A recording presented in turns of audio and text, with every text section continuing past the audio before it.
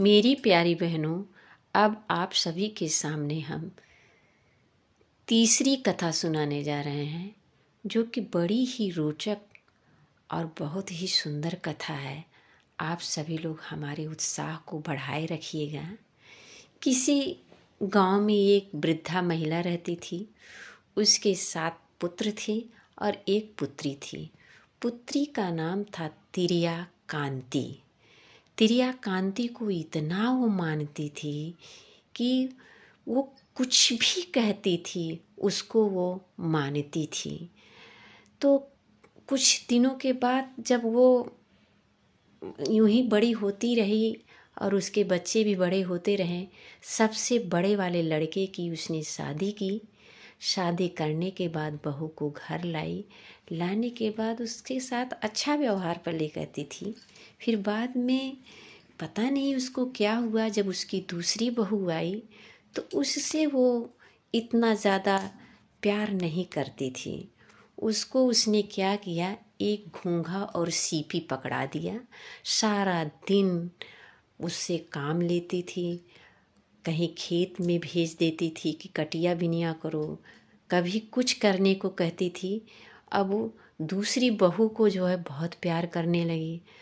अब जब ऐसे ही जब तीसरी बहू आई, उसके भी साथ उसने किया, उसको भी घोंघा और सीपी पकड़ा दिया। बोली इसी में अब तुम दोनों को खाना मिलेगा। वो दोनों बेचारी दिन भर काम करती रहती थी। खेतों में काम करने के बाद घर पे आके खाना भी बनाती थी।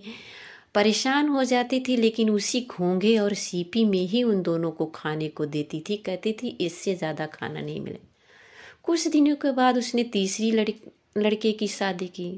फिर उसके बाद उसने चौथे लड़के की शादी की। ऐसे ऐसे करके उसने 6 लड़कों की शादी कर डाली। करने के बाद 6 के साथ वही व्यवहार। सीपी और घोंघे में दाल और चावल देती थी। कहती थी बस तुम लोगों का भोजन यही है, ज़्यादा खा के क्या करोगी? हाँ, बहुत ज़्यादा नहीं खाना चाहिए। चूँकि वो बहुत कृपण थी, कंजूस थी, अपनी बहुओं से अच्छा जो है कि व्यवहार नहीं करती थी। जब वो 7वें बेटे की शादी करने लगी तो बड़े धूमधाम से अच्छे से बारात ले गई, सभी को नवेद दी, सबको बुलाई और जैसे करना चाहिए अच्छे से शादी की। शादी करने के बाद जब बहू आई 7वीं, उसको बहुत प्यार करती थी। जैसे अपनी बेटी को प्यार करती थी तिरिया कांति को, वैसे छोटी बहू को भी करती थी। जब वो उसको कोई काम नहीं करने देती, उसी छौर से बाहर का भी काम करवाती थी और घर का भी काम करवाती थी। उसी बस जैसे खाना बन जाता था, आ जाती थी, कहती थी अपना अपना घोंघा और सीपी लेके आओ, खाना ले जाओ खाओ। वो सब बेचारी चुपचाप कुछ बोलती नहीं थी और खाना ले करके अपने अपने रूम में चली जाती थी। छोटी वाली बहू देखती थी, वो बहुत परेशान हो जाती थी कि कहीं ऐसा मेरी सास मेरे साथ भी न करने लगे। एक दिन वो जो है अपनी सभी जिठानियों से चुपके से जो है कि बात की। करने के बाद बोली दीदी आप लोग बस इतना ही खाती हैं? उसने कहा नहीं बहन, हम लोग क्या करें, इनकी बात को नहीं मानेंगे तो हम लोगों को ये अपने लड़के से छुड़वा देंगी, हम लोग जाएंगे कहाँ। तब वो सोची कि अरे तो कुछ तरकीब करना पड़ेगा। वो सब क्या की कि बस कोठिला पहले के ज़माने में होता था, उसी में धान जो है खूब वो भर भर के बुढ़िया रखी रहती थी और जो है कि बहुओं को इतना तंग करती थी। छोटी वाली बहू को बोली कि चलो अब हम कुछ करते हैं। ये गणेश चौथ का व्रत आया। व्रत आने के बाद बूढ़ा जो थी वो व्रत थी, बहुएं भी व्रत थी। अपने लिए बहुत अच्छा अच्छा सामान मंगाई, फल फूल मंगाए, उन लोगों के लिए कुछ नहीं। सारा दिन व्रत थी बेचारी। अब व्रत रहने के बाद एकदम शाम को जब रात हुई तो चंद्रमा निकलती हैं तभी पूजा होता है। तो वो सब बेचारी वैसे ही पड़ी थी। ये अपना गई पूजा वूजा करने के बाद नई साड़ी वगैरह सब पहनी वहनी। पहनने के बाद कहीं आओ सब लोग पूजा करो। वहाँ पे बेचारी सब जो पहनती थी वही पहन वहन के आ गई। पूजा करने के बाद उन लोगों को बस वही आलू वाली जो कुछ भी रहा होगा, छोटी वाली बहू से कहें बस इन लोगों का यही है, हमारे लिए वो अपने लिए खूब जो है अच्छी अच्छी जो है कि फल मेवा मिश्री सब खूब खाई हुई।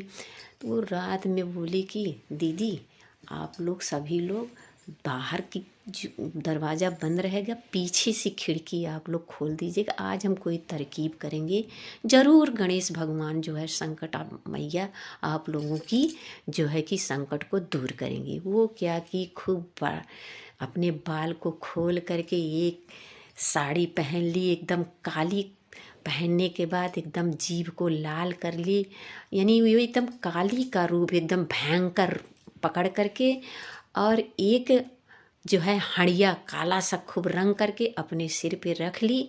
रखने के बाद पीछे के दरवाजे से वो सब जब ऐसे करने के बाद पूरा अपनी यानी पूरी हुलिया ही पूरा चेंज कर ली। करने के बाद वो आई दरवाजे के पास, सबसे पहले दरवाजे में ही उसकी सासू माँ सोती थी।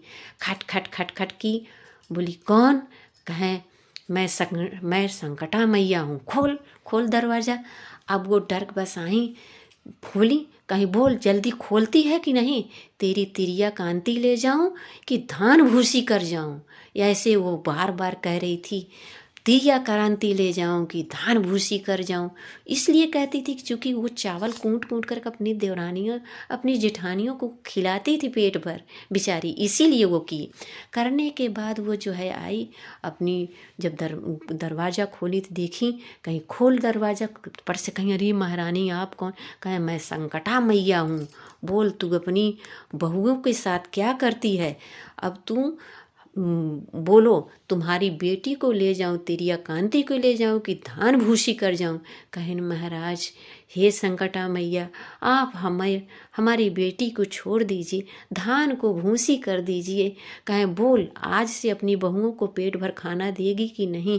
बोली हाँ पेट भर खाना देंगे, सबको बहुत प्यार से रखेंगे, अच्छे से रखेंगे संकटा मैया, लेकिन हमारी बेटी को, हमारी तिरिया कांति को मत ले आइए। और पैरों पे गिर गई। गिरने के बाद वो जो है बहुत बहुत जो है कि माता को मनाने के बाद कहे ठीक है मैं जा रही हूँ, मैं फिर आऊँगी अगर तुमने अपनी बहुओं को सताया। तो बोली कि आज से मैं कभी कोई गलत काम नहीं करूँगी, अपनी बहुओं को बहुत अच्छे से रखूँगी। माता शांत हो जाइए, अब अपने महल को लौट जाइए। जिस प्रकार से उन सभी बहनों की जो है कि दिन लौटा, वैसे सकट मैया सबके दिन लौटाएं। बोलो सकट मैया की जय, गणेश भगवान की जय, विघ्न विघ्नेश्वर की जय।